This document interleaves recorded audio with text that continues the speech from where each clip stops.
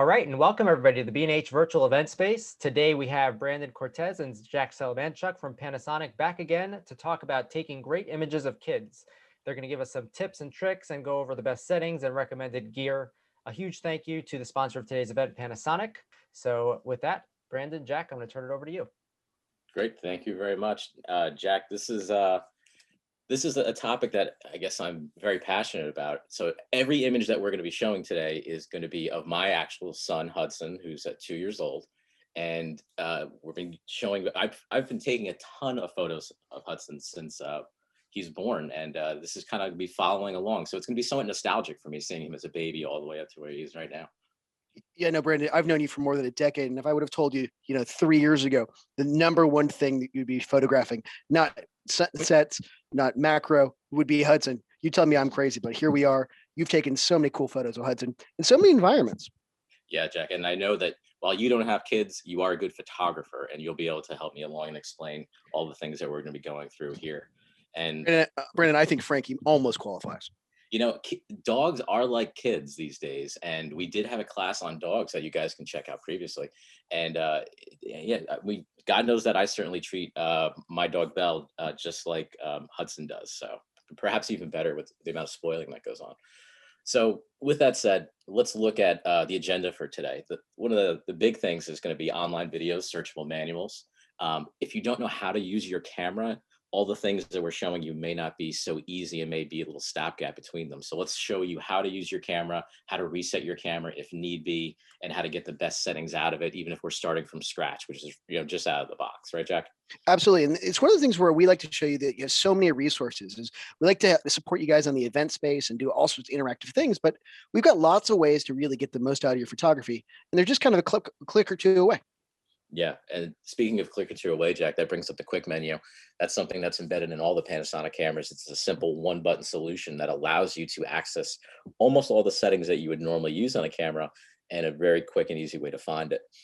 And of course, taking great images is going to be how we're going to spend most of the time. And that's going to be exposure, focus, shutter speed tips, silent modes, and then transferring the images off of our cameras without using computers, using Wi-Fi. So the very first thing we're going to look at is, how do I learn about my camera? How do I interact in the Panasonic community with other Panasonic users? And there's a lot of different ways, but the easiest way to do it is on Panasonic's official YouTube channel, which is going to be Lumix Cameras. Now, Jack, Lumix Cameras has a lot of different content. We have a weekly show that Panasonic airs called Lumix Live, where we go over various photo topics. We have guests, and then we even talk about new and upcoming cameras that are coming out. But we also have another thing, which is how-to videos, right? Right. Lumix Cameras is great to get with the late breaking information and news and go deep dives, but sometimes you don't need that. Sometimes you should know, gee, what's the best way to get the setting that I want? What's the best way to navigate the menu? And I think for that, we've got another channel that, is probably more effective. Yeah, Jack, and that is going to be the Panasonic Help channel. Now, this channel is strictly devoted to how-to videos for your camera. You simply search by the camera model that you have. Jack, how do you find out the model number of the camera that you have? Well, there are lots of ways, but my favorite way, I think is easiest, is you actually flip your camera upside down, and right by the tripod mount, there'll actually be the name printed right on side. And that's, because a lot of cameras look the same. A G85 looks very similar to a G95. And you really have the ability just by flipping it over to know what you have. And Brandon, even if your camera doesn't have its own set of videos, a lot of the menus are pretty similar. So if you learn on a G9, it's very transferable to a GH5, a G85, a GX85. It's, again, the same menus. So again, you can get a lot of mileage out of these tutorials. Yeah, Jack, I can pick up a ZS100, which is a point and shoot series camera that's been around for a few years. And I can pick up something like an S1H, which is one of the flagship cinema cameras that we have. And I would feel pretty much at home, with the exception of a few extra menus and some different font changes, but everything's pretty much where it needs to be. And this is the go-to area for that. Panasonic Help is going to be, again, type in the model number of the camera that you have. Up will pop a playlist. Each video is about 2 to 3 minutes long. It goes over an individual feature, and search the feature that you want, and then off you go. Yeah, absolutely. If you want, when we talk about things like autofocus settings, you can go to your G9, for example, and learn all about it. It's really convenient, really simple. And, if it's not, it's great for those people who maybe don't want to read the manual. Although I really do like our manuals. Yeah, and this is something that you find more and more, Jack, from not only for Panasonic, but for other various camera brands. So again, we want to be This is, of course, brought to you by Panasonic. Me and Jack are Panasonic employees, but you can find a lot of this information out for any manufacturer that's there. And if you are looking for a manual, however, if you don't want to watch something on YouTube, the cameras do come with a small manual inside of them, but they do not have all the features that are listed in the camera. You can get that information just by searching on Panasonic's website or even a Google search. So for instance, this is showing a GH5. GH5 is a very advanced photo and video camera. And if you wanted to get every bit of information you can about this camera, simply search the advanced operator manual, and that'll pull up a lot of great information. Now, Jack, the easiest way to navigate all this, because it's going to be pretty big, is how? I actually put this on my phone, but some people like to have it on their tablet or put it on the computer. I like the fact that it's searchable. So if I really want to learn how to use post focus, which I know is a feature you use a lot, so you can change the focus of, Hudson's in the foreground or the background's in focus. I can learn how to use post focus easily by just searching for post focus. Yeah, absolutely, Jack. And if someone, you can even find information about your warranty in that manual. And if you also wanted to add a 3-year warranty to any Panasonic camera, if there's a way to do that, you like that teeing up, Jack. This is Yeah. the Lumix Pro services. There's 2 different levels of Lumix Pro services. This is available to all Panasonic customers.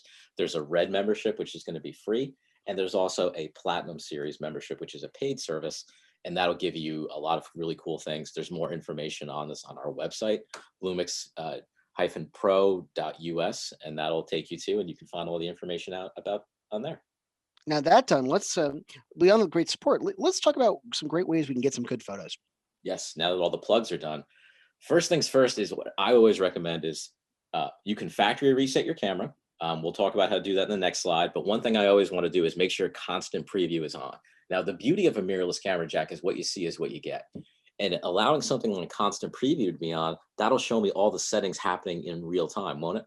Yeah, so I'll be able to see the effect of shutter speed or aperture or my exposure compensation. And it's important to note this works not only on our mirrorless cameras, but our fixed lens cameras too. So let's say you want to use something like an FZ80 or an FZ300. Constant preview is really helpful. I think really, Brandon, for me, the most important thing is it's really helped me understand shutter speed at all sorts of different focal lengths. And that's a challenging thing for people to really kind of know what they're going to get and predict. Yeah, and we're going to get into the exposure triangle, which, we're going back to photography 101 days. But if we want to start from scratch, we always go right to the wrench in our menu, and then we hit the reset button and just follow all the prompts and hit the yes button. That'll take you right back to the factory settings as if your camera was brand new right out of the box.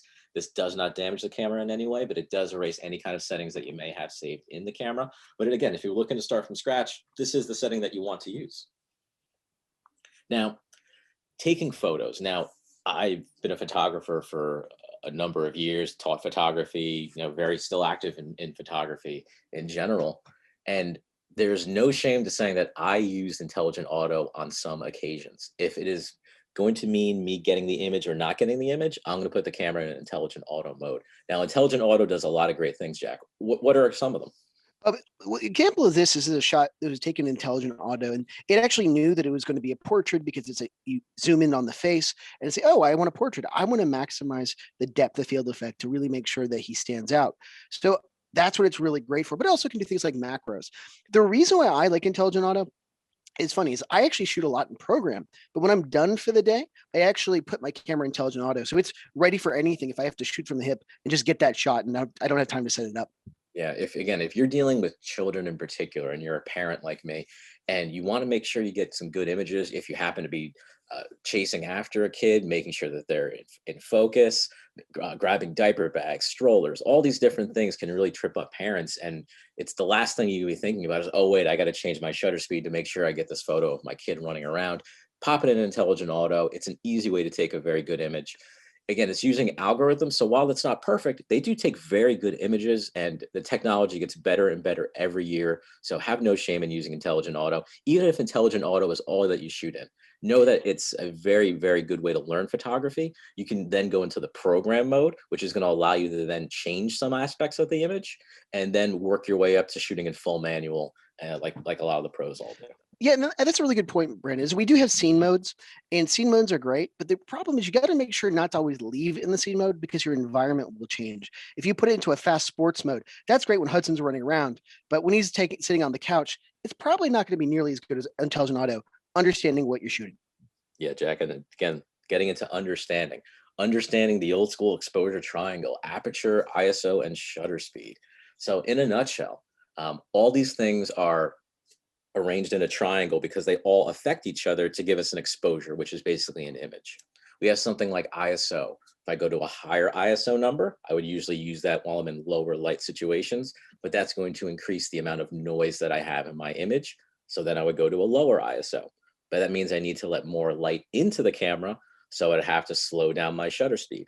But if I want to freeze motion, I have to go to a higher shutter speed. And of course, light, which would be your aperture or your f-stop value.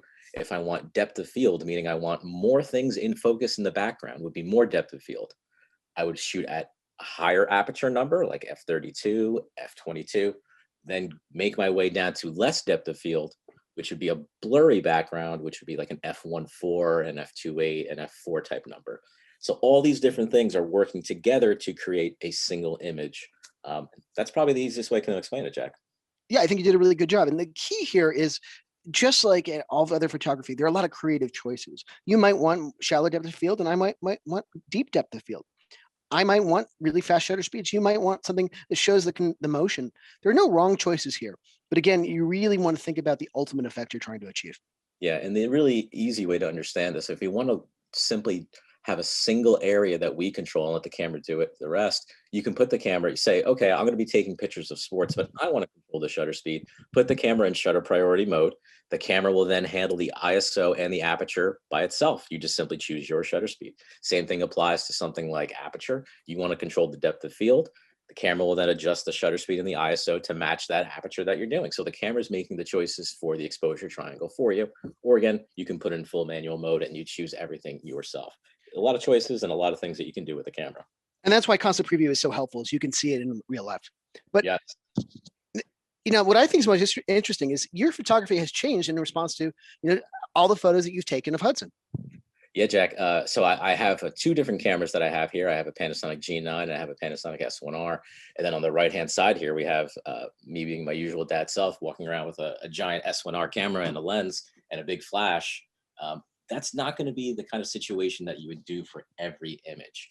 And the real point of this is that each camera that we have is a tool.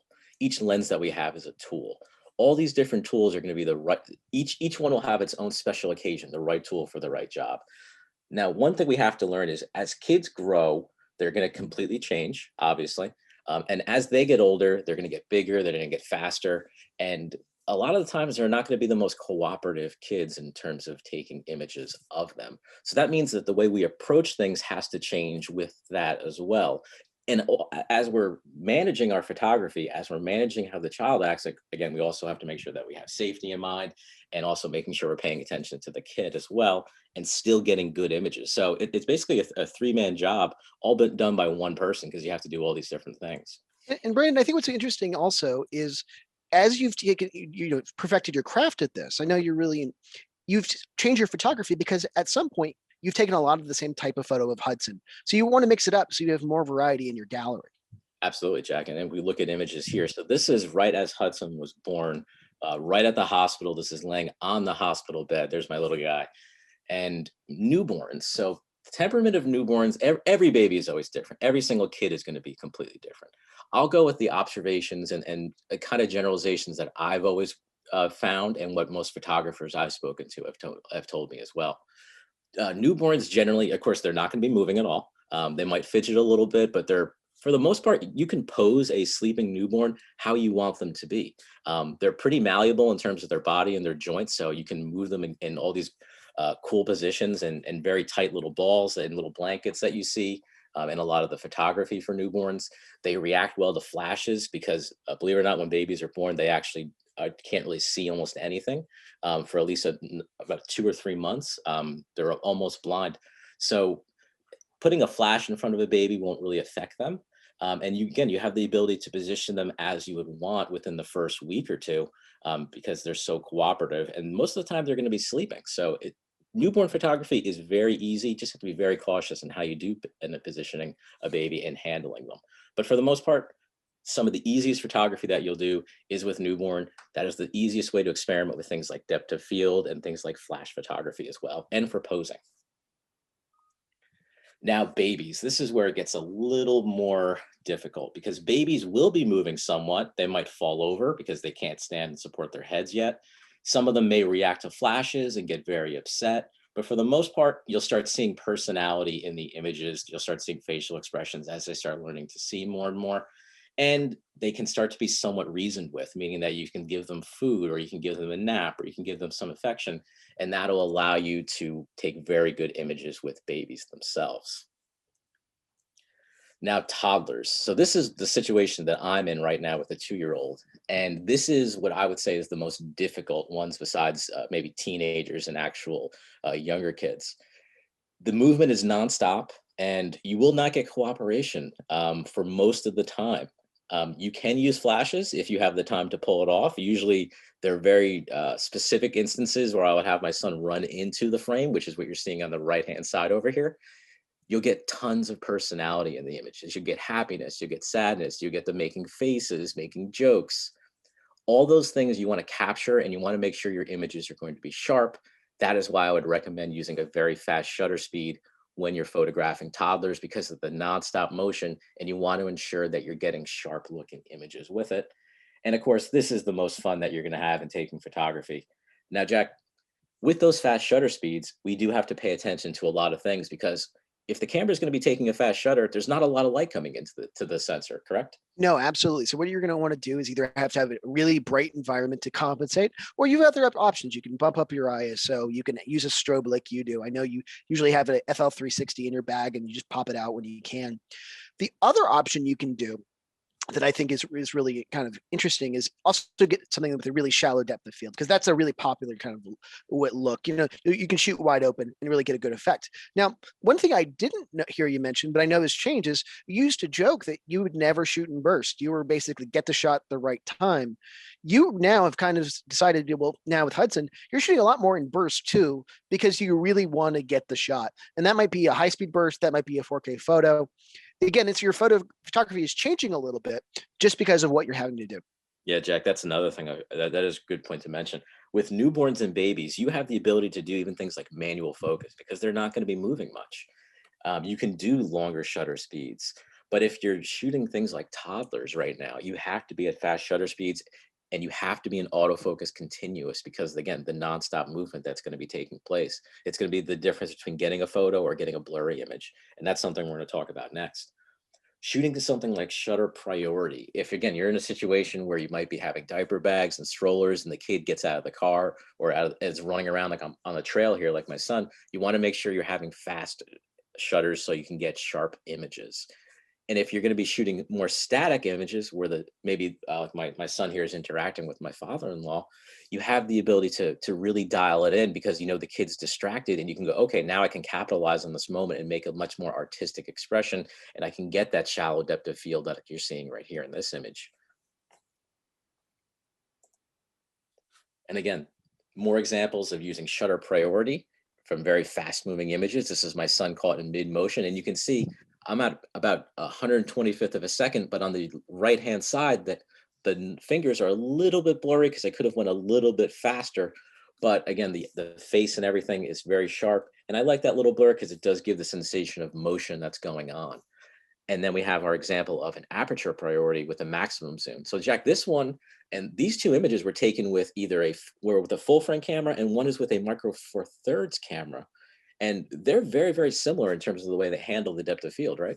No, they are. I mean, and the other thing you'll notice is we have consistent color science, and I know this is really important because Brandon, you know, much like a wedding, you're not always the primary shooter. Sometimes you're the secondary shooter. Sometimes Lynn likes to take photos too, and you really like to, you know, mix and match lenses between the G series. You know, she's using that G100. You like the ability to have the pictures match and they'd be one cohesive gallery. Yeah, Jack, that's a really good point. First of all, I can't get that camera away from my wife. And secondly, if we look at this, the color science between the two, we're getting very, very accurate flesh tones. We're getting two completely different cameras. Again, the Micro Four Thirds series is going to give you a 4 times smaller sensor, but look at how sharp the image is. It's almost identical to the full frame series. So again, it's really not so much the camera that you're using, it's going to be the skill that you're displaying with the camera. And again, they're all just tools. You can make do with just about anything that's out there. So again, a lot of great things you can do with cameras themselves. Now, depth of field and nailing focus. Now, there's things such as focal planes. If you choose to shoot shallow, if meaning that if you're shooting, say, like a lens that's capable of f1.4, you want to shoot it at f1.4. There is caution with that when you're shooting kids, particularly because kids move around so much when they're toddlers. And that is going to be if you have an image, you shoot it at f1.4, the nose may be in focus, but when you start getting back to the eyes, you start getting those out of focus areas. Now, Jack, that's because they're on different focal planes, right? Absolutely. And I think that's the thing that, you've kind of taught me is that you like to shoot shallow, but now you're probably stopping down a lot more than you thought you would for two reasons. One, because the sharpness can be better, but also because you're not having, you don't want to have to fight depth of field. Yeah, absolutely, Jack. And this is an image, again, that's shot at f4 at 105 millimeter. So this is fully zoomed in on what this lens is capable of.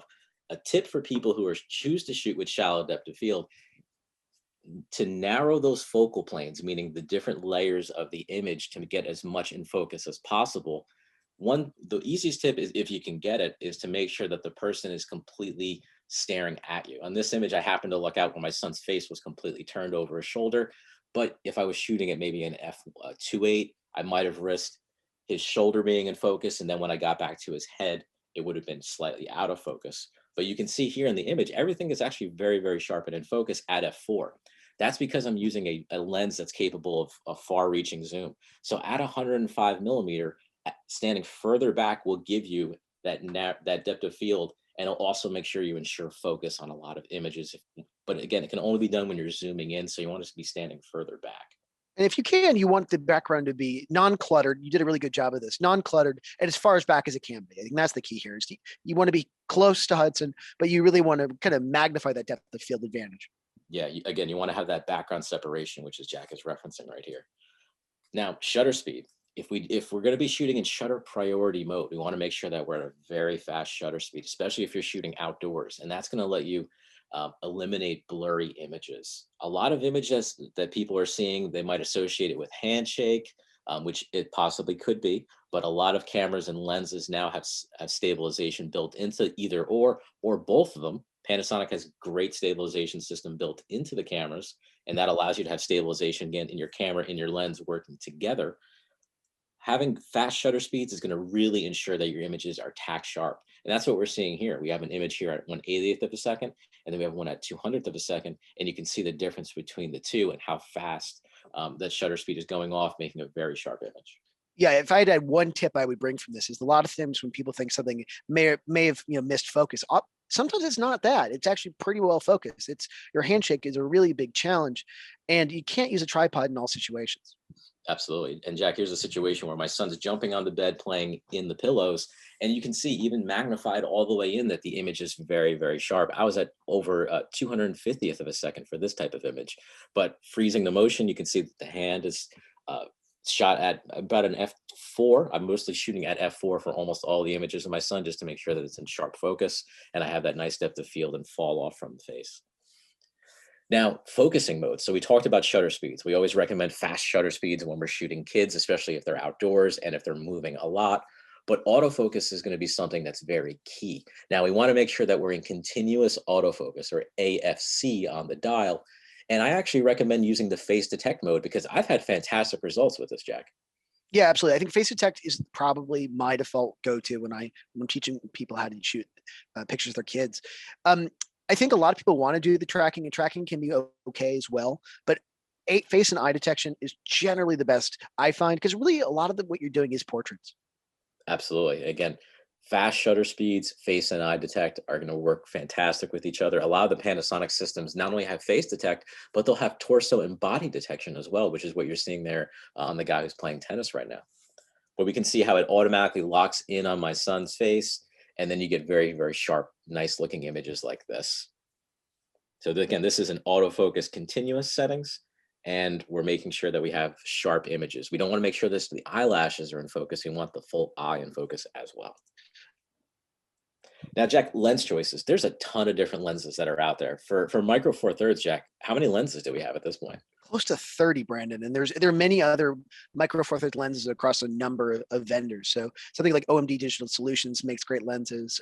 Sigma has great lenses. That's the beautiful thing about our cameras, is you got so many great lens options. But why don't you go through your favorites?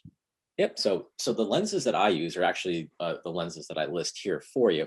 So if I'm choosing to use the Lumix S series, which is the full frame series, and I see myself actually using that less and less just because of the convenience factor that I get with the Micro Four Thirds G series and how small and compact it is, I do choose to use 70 to 200 millimeter focal lengths, 50 millimeter f1.4 focal lengths, and a 24 to 70 f2.8. Those are my three lenses that I use the most if I do choose to use the S series, which again take tremendous images. And then I have the G series lenses. Now, Jack, I love this 25 millimeter f1.7. I love the price for it. I love the 42.5 f1.7. And then of course the Micro Four Third equivalents to two of those lenses that I mentioned before, the 12 to 35 f2.8 and the 35 to 100 f2.8. Those will give me amazing results. You couldn't even tell that these are all, again, taken with, one is a full frame camera, which is on the right, and the other one is a Micro Four Thirds camera, which is what you're seeing on the left here. So you're getting tremendous results with either one of them. No, absolutely. And I think what the interesting thing is, I found that, now you're shooting more as a family with multiple cameras and switching between lenses between you both. And the other thing I've noticed is that you used to shoot a lot more primes of Hudson, but now as it gets bigger and faster, it seems like you're shooting a lot more zooms. Yeah, zooms are going to be a big thing, and just like you would see with shooting with adults, is that getting that zoom using like a 70 to 200 focal length or a 24 to 70 focal length. A 24 really gives you the ability to punch in more if you want to crop and post. A 70 to 200 allows you to be a little further away, so you can kind of observe what your kid's doing and let them play a little bit and see them interact with other people. It gives you that nice range, and I really appreciate using that. Can I give you another tip that you taught me that I would have never thought of? You Sure. also, if you can, use a dust and splash resistant lens, because you've told me this before. Hudson gets things sticky pretty easily. Absolutely, Jack. One thing I've known for sure is that sometimes my son might be eating peanut butter and jelly, and that's a very, very easy way to get jelly in your camera body or even on some of the dials in the camera. So having something that's weather sealed gives the ability to give it a little quick clean off with a paper towel afterwards.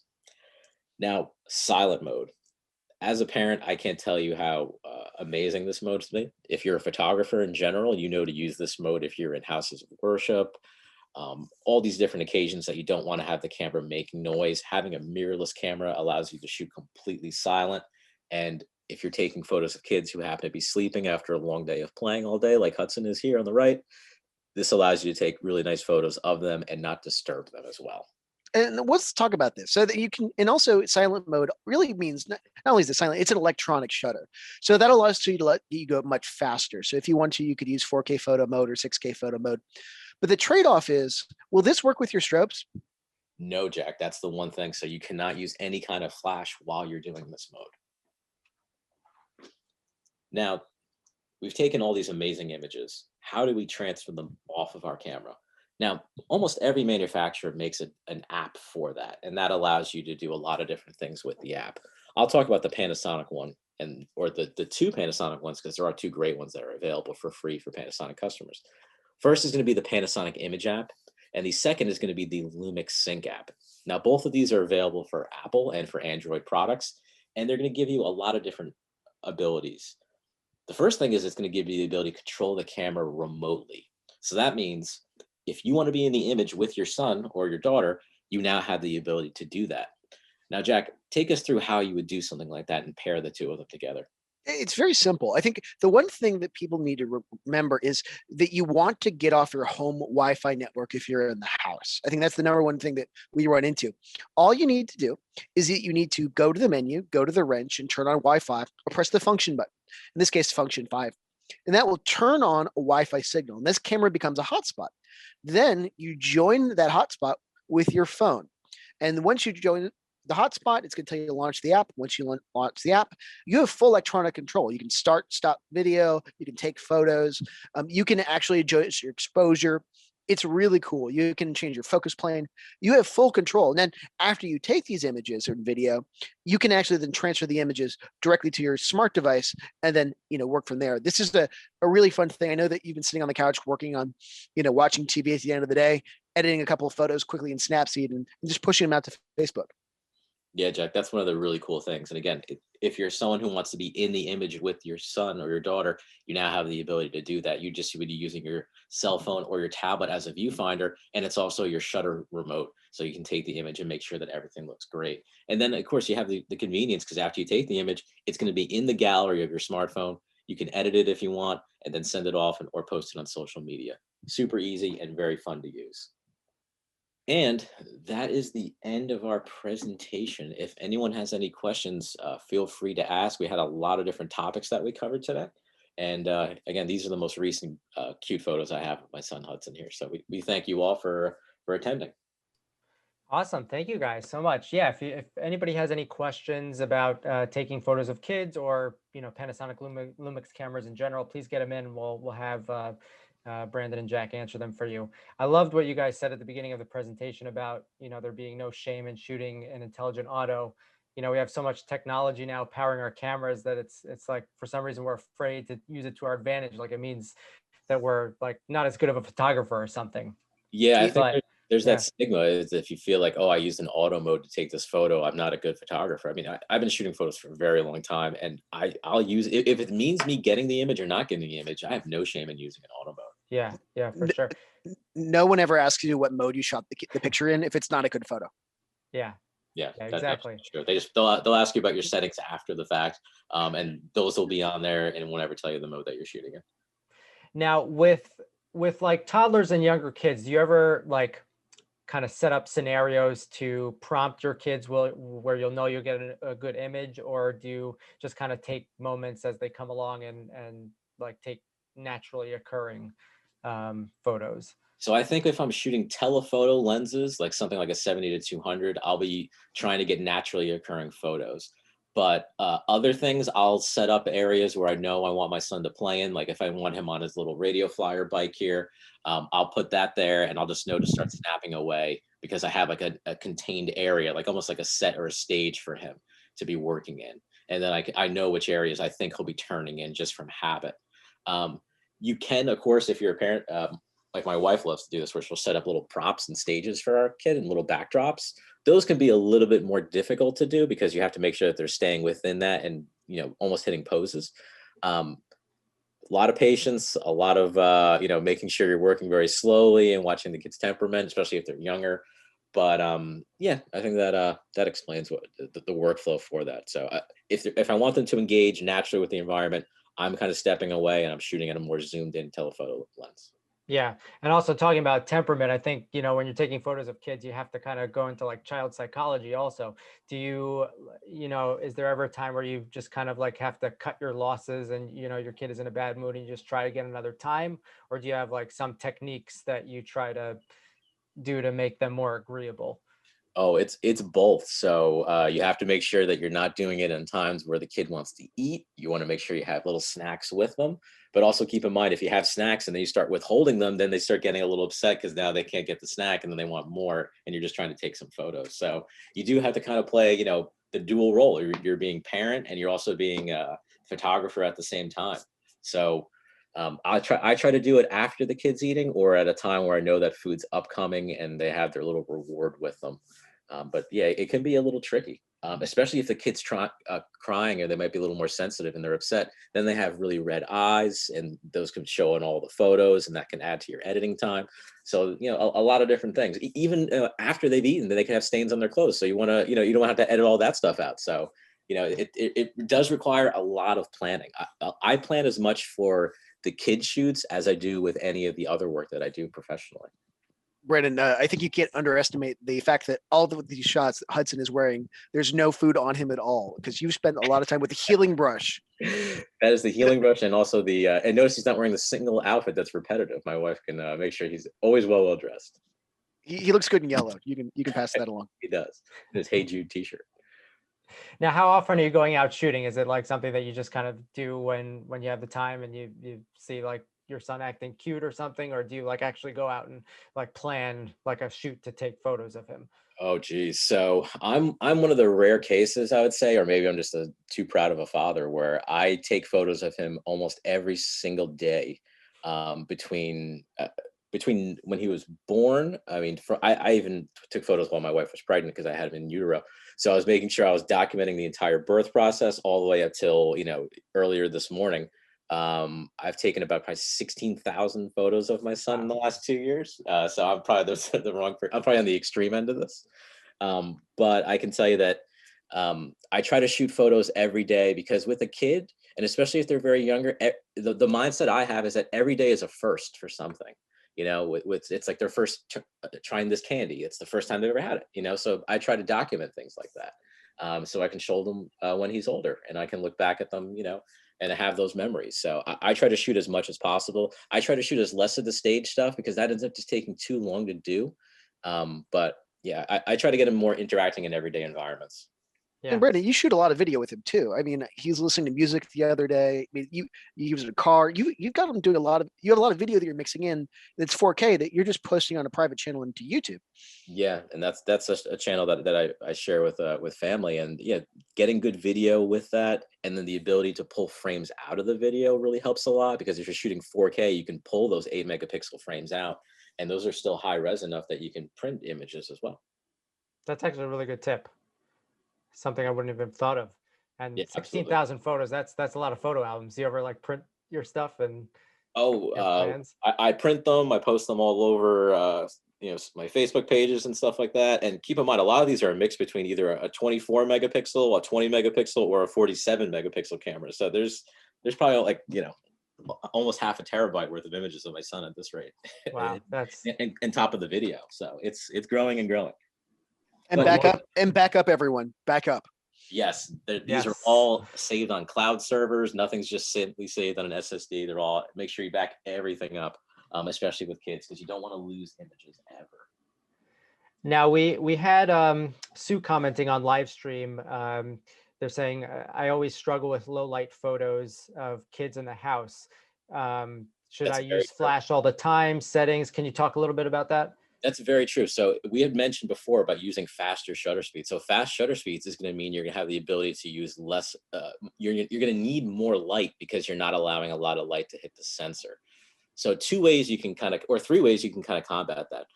The most obvious of them all is going to be try to shoot in areas where windows are going to be. You want to make sure that you have as much light coming into the room as possible. And this will limit the amount of ISO raising that you have to do. Because we know if you start raising your ISO, depending on the limitations of your camera and the size of the sensor, it can be introducing a lot more noise. So number one, try to shoot in an area where it's going to be bright out or near a window inside the house. If that fails, you're going to have to use a higher ISO setting. And the third one's going to be try to combine all those two and use faster glass, meaning that you're going to have to shoot a little bit at an aperture that may be like an f2.8. If you have an f1.4, maybe about a stop more than you would normally have, be at 2.8 or then at f4. I wouldn't try to go any more than that.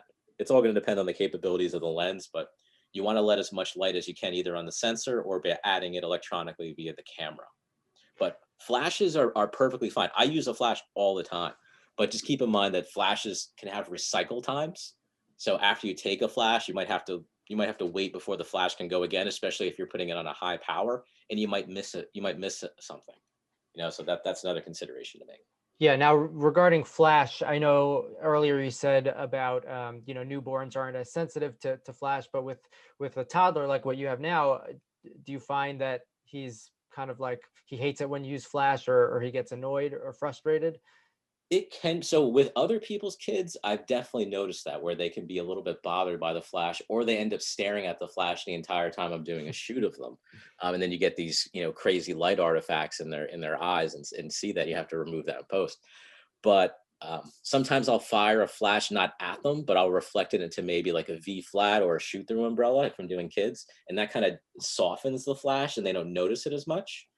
Otherwise, for my son, he's so used to flash and cameras in his face all day long. He has no problem taking images with that. But it's going to be, I guess, how conditioned the kid is on it. but flashes can be a little tricky. Again, you just have to make sure how they react to it. Yeah, definitely. All right. Well, Brandon, Jack, that was awesome. It looks like we covered everything that that came in. So thank you so much for joining us today. Really, really appreciate your knowledge on this. Great. Thank you so much for having us. This is Thank you really very great. much.